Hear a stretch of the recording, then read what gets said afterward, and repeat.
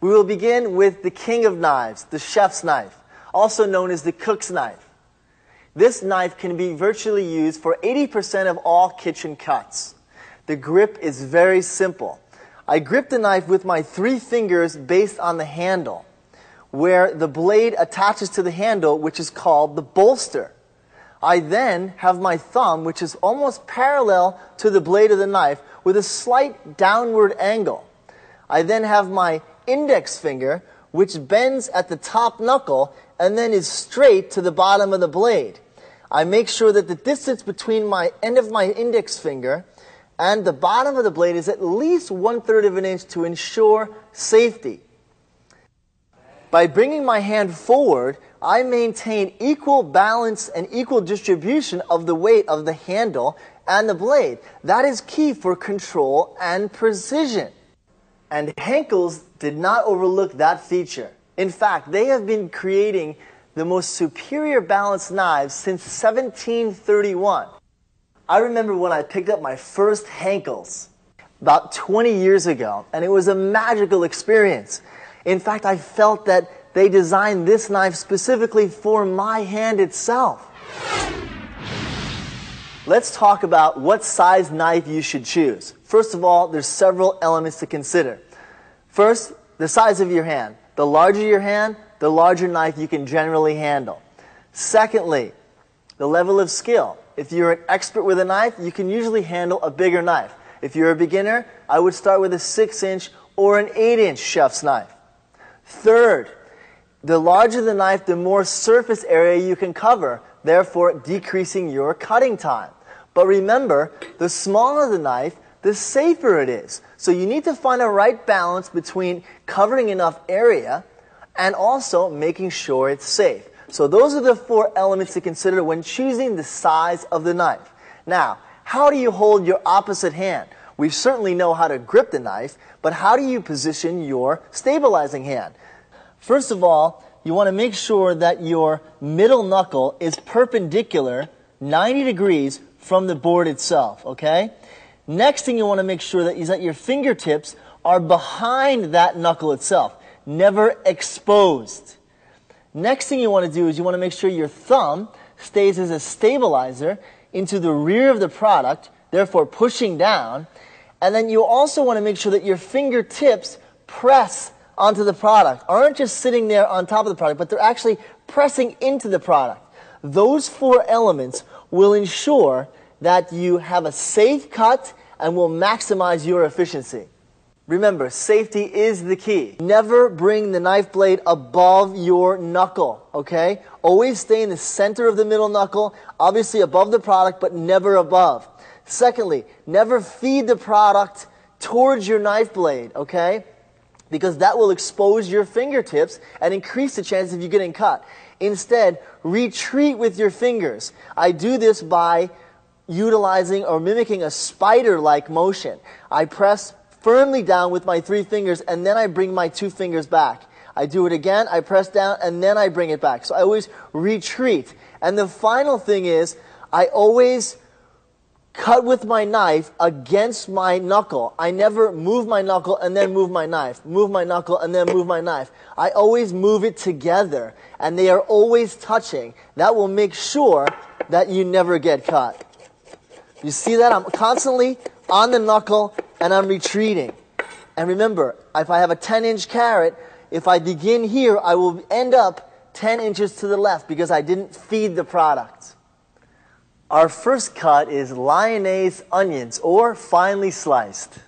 I want to take the heel of the knife and go through the top and the bottom of the onion, taking the root off completely. Now, to lyonnaise or finely slice the onion, I make sure that the rounded area faces one side of my board. Now, I press my fingers into the onion itself, making sure that it can't move around or slip away. My thumb is my stabilizer. My fingertips are always behind that middle knuckle. And remember, I hit my knife and then I come down. I hit my finger with my knife and then I come down. I never move and then the knife. It's a together motion. I keep them together simultaneously. And I always retreat my fingers, never feed, never expose my fingertips. My fingertips are always behind that middle knuckle. And we use a straight up and down motion. on that knuckle. If you notice, I don't move away from that knuckle at all. And now, the height is greater than the width. Therefore, to ensure safety, I turn it over. And now I continue on the other side. And I retreat like a spider with those fingers. Let me do one more. Again, retreat like a spider. Never feed. Never lift the knife blade above the knuckle. Press down on the onion and keep this knuckle perpendicular to the board.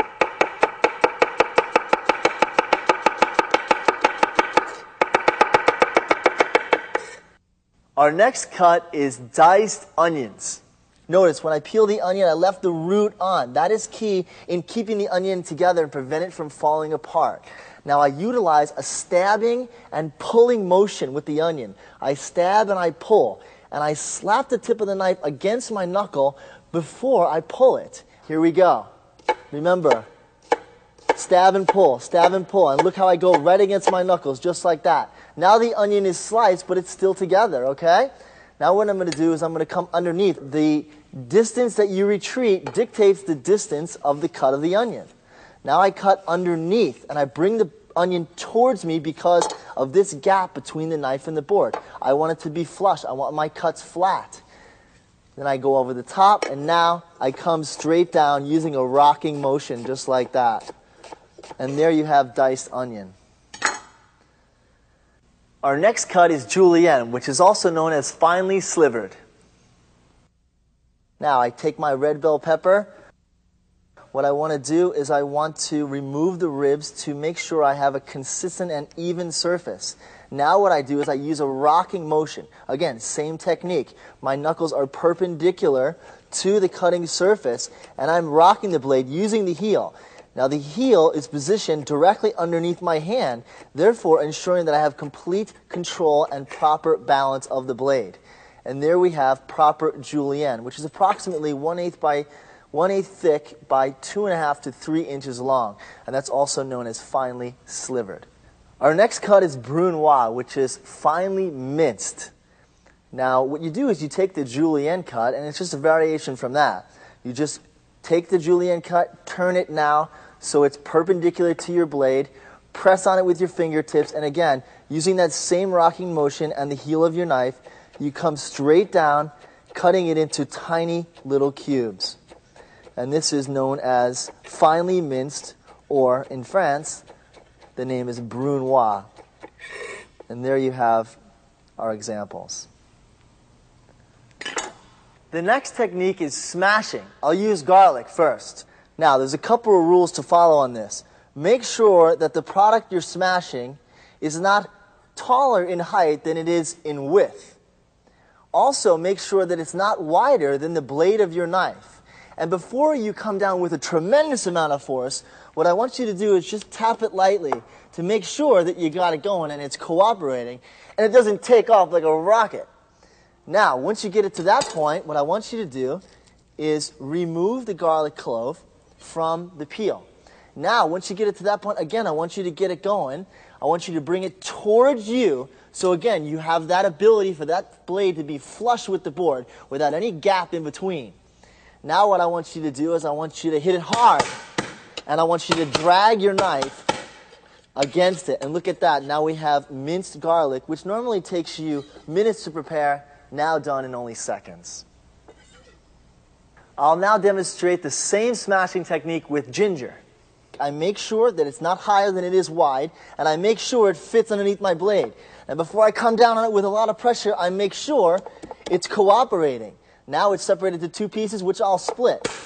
And again, I will smash it into a paste. But now, ginger is very fibrous. Notice all these fibers. So what I do now is I line these up perpendicular to the blade of the knife, and then I just come down with a rocking motion again, and I mince those. So again, garlic, ginger, this technique also works for lemongrass. What normally takes you sweat and a lot of tears in the kitchen now can be done in a minimal amount of time. Now I'll demonstrate how to chop parsley or any herb. Chopping herbs is easy. What you do is you take a motion from the back and you go to the top of the herb. Then you scrape down towards you and then you go to the rear of the herb. Now make sure your hand is not pinched on the top of the blade, but actually is in the center of the bottom of the palm. And that will enable you to have control and safety. And once you learn this technique, you can then gain speed and chop a lot of herbs in a minimal amount of time. That will ensure safety as well. The next technique uses the back of the knife and is wonderful for scaling fish. Now, you're going to see these things fly around like crazy. They usually wind up in my hair. And you might want to do this technique outside before you bring the fish in, because let me tell you, it is quite the cleanup. The back of the blade works perfectly because it has a 90-degree edge and it has the rigidity to stand up to the scales, and it works wonderfully with this technique. The next technique is how to fillet a whole fish. This is a side-swimming fish, fresh salmon, and it's a very large fish. So I'm actually going to increase the size of my knife. This is a 12-inch chef's knife. Now, the first thing I'm going to do is cut behind the gill area. There's a little bone structure in here. Notice also I'm using a very large chef's knife. This is a 12-inch knife. I always use a knife that's larger than the fish itself.